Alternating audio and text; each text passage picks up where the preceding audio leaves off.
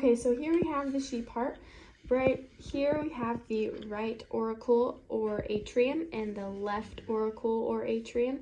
And then we have the right ventricle and left ventricle.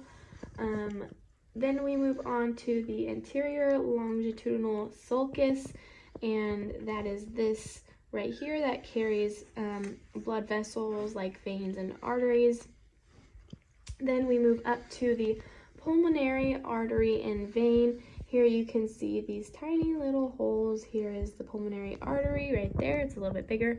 And we have the smaller hole, which is the pulmonary vein. And then we move on to the brachiocephalic artery and the aorta, which is this big tube right at the top of the heart that goes, pumps the blood out to the body. And then we can kind of see where the blood vessels are on the heart because it's made an imprint. And then we have this apex and base, which is the pointy part of the heart. And then up here near the aorta, we have the superior vena cava.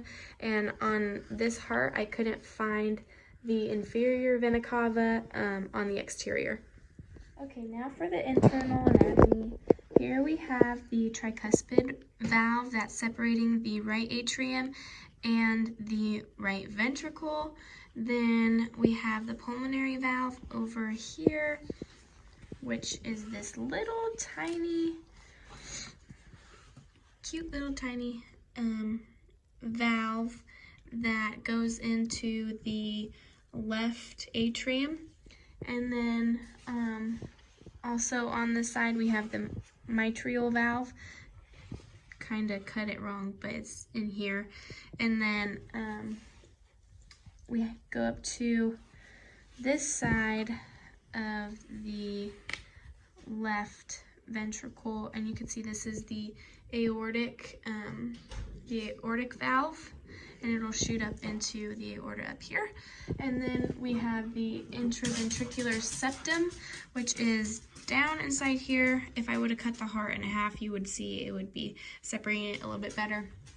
Then we have the chordae tendiae and the trabeculae carnae, and that is these little fibrous pieces of the heart.